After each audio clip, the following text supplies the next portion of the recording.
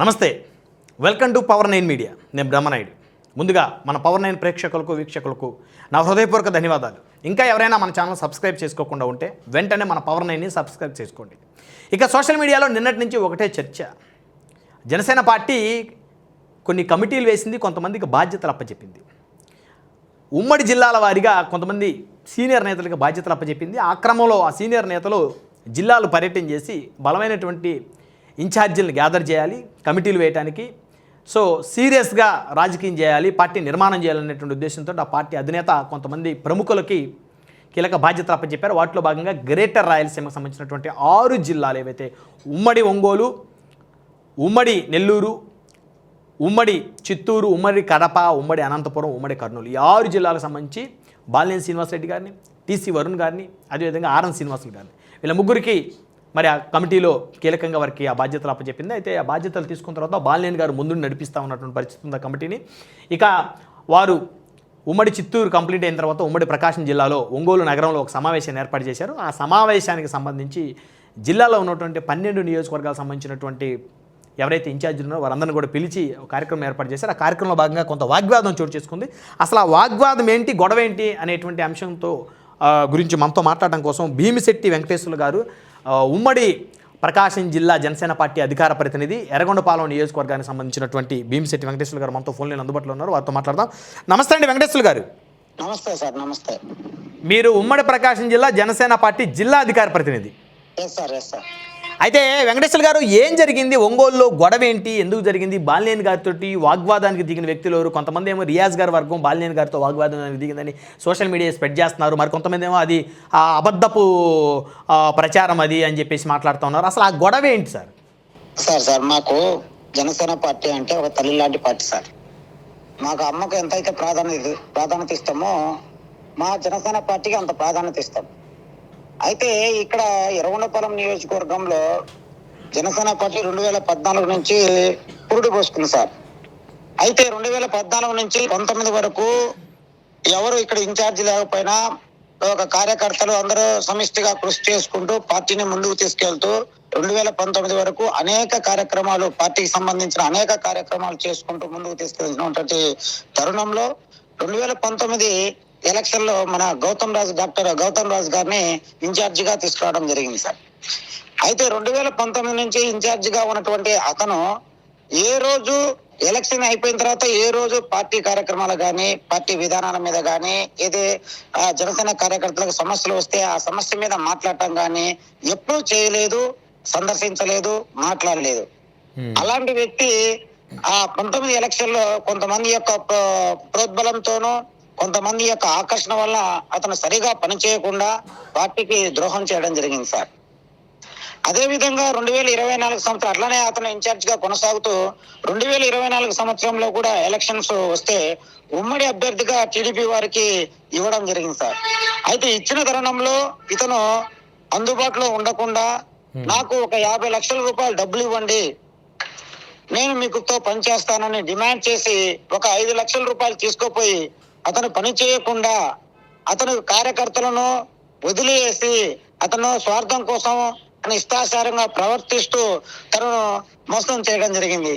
ఇటువంటి ఈ టీడీపీ ఇన్ఛార్జితో లాలుచి కుదరకపోవడంతో ఇక్కడ ముఖం చెల్లక విజయవాడలో ఉంటూ అక్కడే పార్టీ ఆఫీస్ చుట్టూ తిరుగుతూ కొంతమంది యొక్క వ్యక్తులతోనూ అతను రకరకాల పదవులు అలంకరించడం జరిగింది సార్. అతను 6 రకాల పదవులు అలంకరించి మా యొక్క ఎర్రగొండపాలెం నియోజకవర్గ క్రియాశీలకంగా పనిచేస్తున్నటువంటి నాయకులను కానీ, కార్యకర్తలను కానీ, మండలాధ్యక్షులను కానీ అనేక రకాలుగా ఇబ్బంది పెడుతూ వాళ్ళని ఏ రోజు కూడా పార్టీకి సంబంధించిన గైడ్ లైన్స్ కి సంబంధించిన విషయాలు కానీ తెలియపరచకుండా తన ఇష్టాసారంగా అక్కడే ఉంటూ ఇక్కడ పార్టీకి ఎవరు ఏ విధంగా నష్టపోతున్నారని పట్టించుకోకుండా తన ఇష్టాసారంగా వ్యవహరించారు సార్.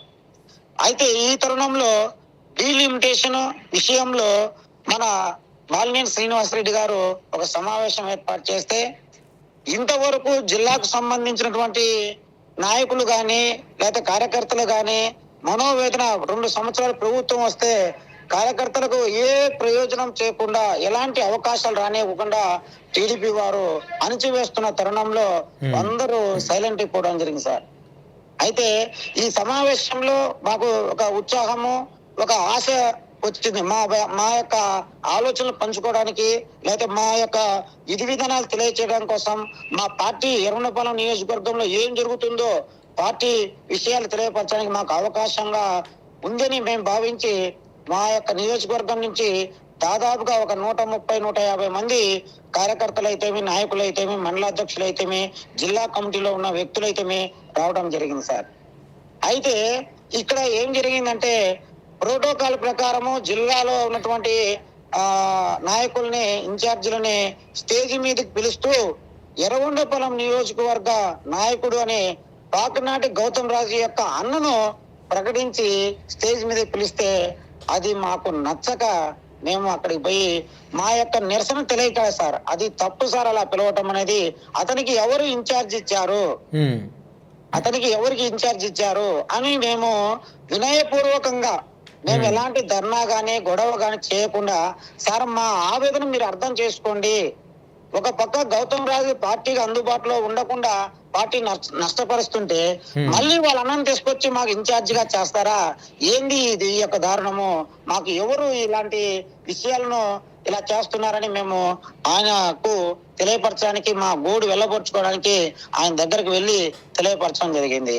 ఆయన సానుకూలంగా స్పందించి, మీ ఎర్రగొండపాలెం నియోజకవర్గంలో త్రిసభ్య కమిటీ వేపిస్తాను వెంకటేశ్వర్లు, నువ్వు ఎర్రగొండపాలెం నియోజకవర్గంలో సీనియర్ నాయకుడు 2014 నుంచి 19 వరకు తానే నువ్వు నిర్వహించావు, నాకు అన్ని విషయాలు తెలుసు వెంకటేశ్వర్లు, నువ్వు పదవిలో ఉన్నావు, కొంచెం ఓపిక పట్టండి, నేను అన్ని చూసుకుంటాను అని చెప్పడంతో మేము ఆ యొక్క విషయాన్ని మేము